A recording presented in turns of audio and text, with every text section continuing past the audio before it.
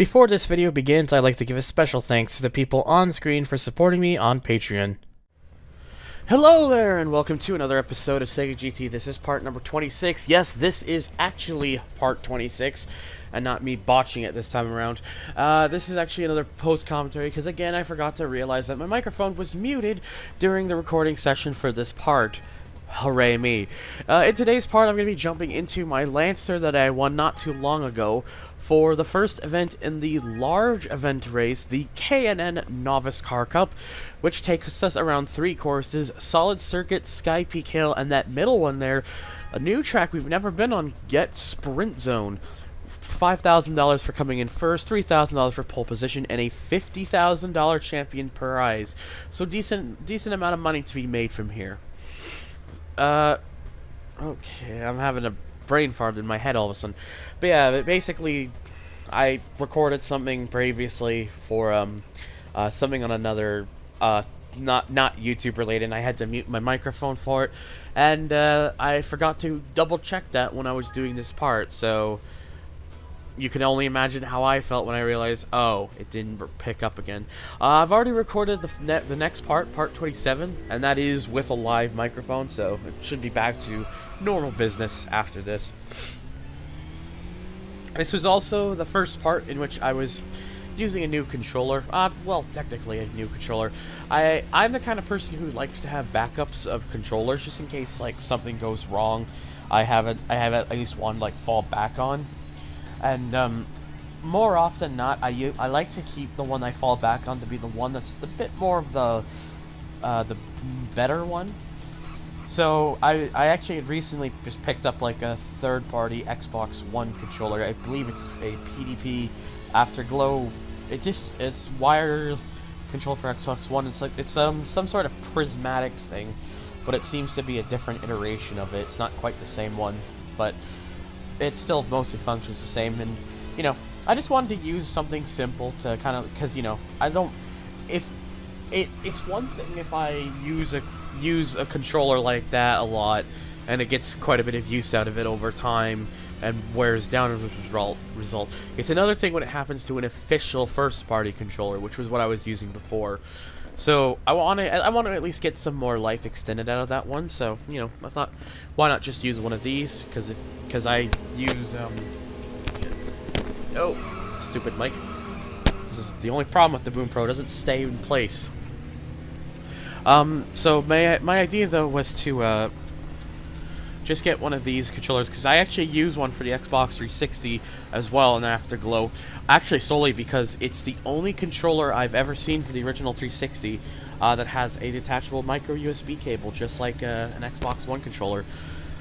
Because Microsoft never officially did that. They had a proprietary thing for their controllers, and that was only for the wireless ones. The wired ones were just built in.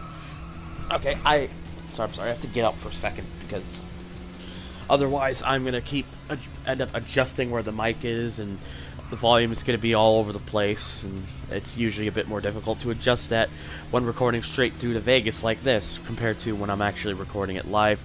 And even then, when I'm still trying to move stuff around the cord is, you know, only downside. Anyways, but back to what I was saying, though, was, like, you know, I just want to, you know, have something I can at least use and not worry about too much if it breaks, because then, if it breaks, I just go and use the official one again. So it's not like I'm exactly having like a downside. I'm like downgrading. But I will say I do like this controller. It's got a nice solid plastic housing feel. The light up thing is pretty neat because you can actually cycle it, so it kind of does like a rainbow effect, which is pretty cool. That's what I set it to. The triggers, the buttons, well, the face buttons feel a little bit iffy, but not really a dramatic amount. The D-pad is I actually prefer the D-pad on this compared to the official one, because the D-pad is more like kind of has that more traditional feeling, like it's kind of more like a Nintendo style D-pad in a way. Like it's like basically you have like that kind of mushier feel, whereas like the official one is like a clicky thing, mostly just a clicky one, which is fine, but I think it doesn't feel as nice personally. So this is actually a better D-pad in my honest opinion. But yeah, everything else feels fine. The only thing I don't like about this controller really is the bumper buttons, the LB and RB. They're, even though this is a controller from very recent, it's, the date on the bottom does have a 2018 copyright date. It's still used the left and right bumper buttons. Jesus Christ, this thing really is moving around too much. The left and right bumper buttons are the same style of the original Xbox One controller, so they're a bit harder down to press. Not terribly so, but, you know, they're a bit clickier as a result. They don't feel as soft to the touch, and you can't press it down from the top of where the button is, unlike the newer Xbox One controllers where it's actually down. You can actually press it anywhere and it'll register. So yeah, that's my only main criticism, but other than that, I like it. It feels nice to use, and it'll be a controller I can at least get some use from it for a while. So yeah, I basically was talking about all that. I completely talked about it the entire time during that race. It's quite a bit of something. But yeah, we won the race there against the likes of an NSX and a Subaru Impreza and whatnot. And even though I didn't have the best qualifying lap time, I still got pole position. And, you know, there we go. There's nothing to worry about here. And now this is where we get to the new track, Sprint Zone. You can probably tell what it's trying to be based off of. If you answered it's trying to be based off of, like, test scores from the Gran Turismo games, then you would be absolutely correct. It's basically this game's own iteration of making a long oval, basically meant for top speed testing of vehicles. And admittedly, before I went into this race, I actually expressed some concern about doing this race because I had a lot of suspicion that this might have been a bit difficult to do, simply just because the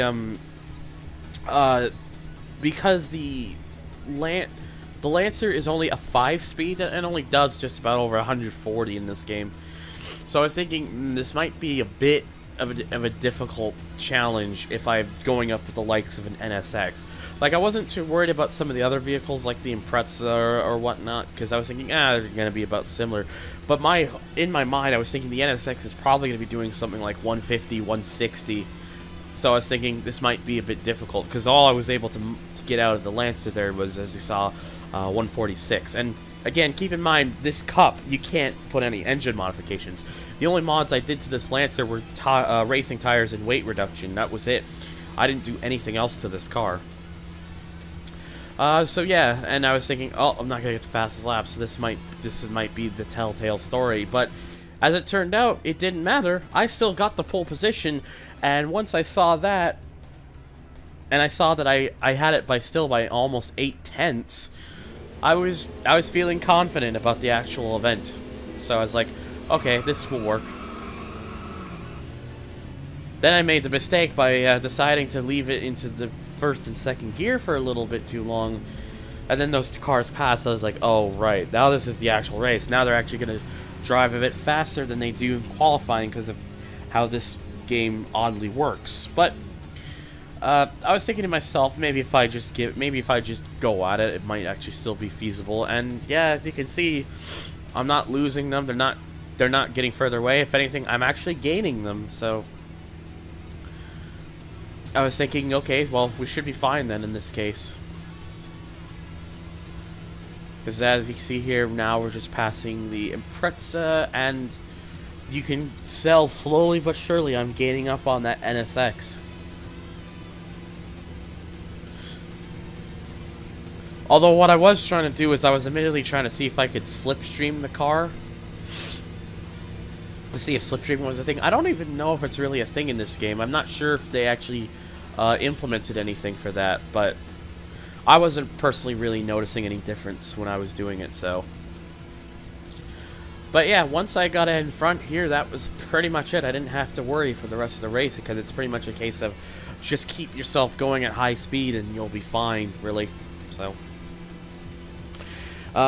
you know, that kind of thing. So, and basically, but yeah, I was honestly a bit surprised. I was really thinking that NSX was because, you know, it makes the same power output as like the Lancer and the Impreza and whatnot, but it's lighter and it's mid-engined, and I was thinking it has to go faster. Apparently not when the AI is driving it. I might have to. I'm actually kind of. This made me so curious. I'm actually gonna probably at some point off screen. I'm gonna test just how much the top speed of the NSX is, the Type S0 without, with just the same thing, the tires and weight reduction, just to see, because it really should, to me at least, it should be faster than this. I'm guessing it has to be some kind of AI thing where they might be balancing it a bit, maybe to make it more fair to me. But even then, I think that's kind of still a bit of a stretch, considering how other events are in this game. So I don't know. I really have no idea when it comes to this.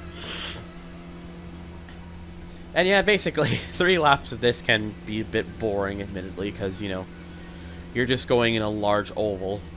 I mean, at least it's 3 laps of this, and it's not like 3 laps of Special Stage Route X or Route X in Gran Turismo Sport, because that's an obscenely long oval, and the whole purpose of that track really is nothing more but what is the theoretical top speed of the vehicle, which is not always accurate with some vehicles. Some vehicles go faster than their real-life counterparts. Some actually go slower.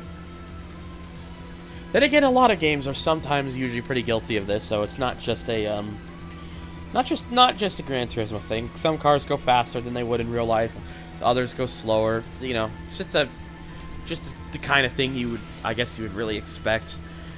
Not everything is going to be perfect in this kind of territory and whatnot.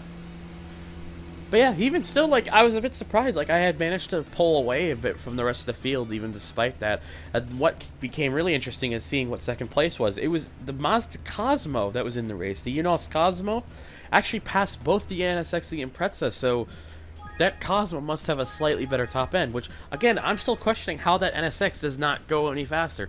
It could just be an AI thing. It could just be how it actually is in the game. I have no idea. I have to drive it and find out, so... But we just got one last race here, which is the Sky Peak Hill, which is, you know, probably one of the more simpler tracks in terms of what we're doing here. Most technical, at least, for sure, but the one I felt was probably going to be the easiest to kind of pull away from the rest of the field with, including even the qualifying lap. So my idea was, like, you know, just do it as you normally would. And I took that corner pretty bad because it was a bad angle and, of course, going wide as a result. So, hooray me for being smart. But, of course, I could easily just make up for that by cutting that section there. But even then, you can see, like, I still kind of, like, botched that whole thing there and had the weirdest bounce off a guardrail I've ever had in this game. It almost... like, it almost as if it didn't really hurt my car in any way. Like, it just kind of gave me the more, like, it kind of adjusted me to the speed I really needed to be going for that section more than anything else. It's like, it's like really strange, but I mean, I'm not really complaining. So, but yeah, even despite all those mistakes, I was still at least almost 2 seconds out from the fastest lap. So a very comfortable start in first place by nearly 4 seconds. As we get into the actual race here. And as you see there, I try to do an earlier shift into the gears, and it did at least keep me a bit further in front. But then the Subaru pulled through, and then that happened, and I was like, oh, I see. It's one of those deals. And, you know. So, but yeah, basically, though, I would say, like, even despite some of this was a good test run with the controller when I was using it, because I wasn't, like, you know, anytime you get a new controller, the first while I find initially is you're trying to just get the feel of it, even if it's, like, an official controller. For the first little while, it's like you almost have to, like, break it in a bit to kind of get the sort of feel for it, and then you really start to kind of get the hang of using it. And that's what that's what I suspect will happen, so, you know. And yeah, so that is that's pretty much that in terms of the controller, at least. I have nothing else to say about it. Whoa, sudden cut in the voice. Actually, I'd been ordering some food whilst I was recording this, and it just arrived because you know, it's my last days here at this current house, and because I've got quite a bit of extra money this time around because not needing to pay rent, I just wanted to treat myself a little bit. I'm not going too overboard or anything, but you know, when you have the opportunity, why not at least give yourself a bit of a treat every now and then? Because, you know, if you imagine if you were in my situation, like the way you felt, how everything went here, you'd probably feel pretty similar. I don't know. Maybe I'm thinking a bit hot. Maybe I'm thinking a bit dumbly about that. Dumbly. That's not really a word. Whatever. And of course, it's because I have food. Here comes the cat, as he often gets very curious. He's just staring at me. See, this is why I like doing live commentary, because I'm usually more focused on the game, and I like to usually be more focused on the game when I'm doing this kind of thing. So, because to me, it's like I always feel like when it comes to Let's Plays, if you need to have that balance. Like, it's fine to talk about other stuff, but if you also have like that, if you're also like really keeping in focus on the game, it kind of, you know, it kind of adds the whole thing. Like, because if you're really just kind of like talking about other stuff, all it really is at the end of the day is just like people talking like it's some sort of podcast, and it's just the game footage is just something that's happening in the background, basically. I don't know. That's just the way I personally see it. Maybe you guys see it differently. Maybe I think about it too much. Oh, wow. That's a bit of a silly error. Sorry, I was just looking at something minor. But we won. We got all our money, $50,000 prize purse, and a premium card, which is a rather nice purple-colored, what appears to be an S14 Sylvia. Though that wing definitely looks a bit larger than whatnot. So I was thinking that can't just be a regular S14 Sylvia. There has to be something to it, right? So that's why I went to go check, and as it would turn out once I'm getting over there, it would be absolutely right. It's a Sylvia Alltech version K's MFT, outputting about 250 horsepower, about the same as the S15 Spec R Aero. So it's basically like it's basically almost kind of like giving like S15 performance, but in the body of an S14. If you really look at it that way, as a sort of thing. I don't know. That's at least how my impression of it. But yeah, that's really gonna do it though for this part. Stay tuned for the next part where we're gonna be tackling the Ford Racing Original Car Cup, which is only for original cars and not Fords. In fact, there's only even one single Ford in the game, and it's a SVT Mustang Cobra R. In fact, when I was actually originally doing this, I pretty much showed that off. So yeah, you can see it's only one there. So it's a bit weird that it's not for that and it's for original cars, but whatever. But thank you so much for watching, guys. If you enjoyed this, make sure to hit that like button or hit the subscribe button if you want to see more content similar to this one. You can also check the description down below to see my Twitter, Twitch, Patreon, and Discord. It's all down there. I will see you all on the next one.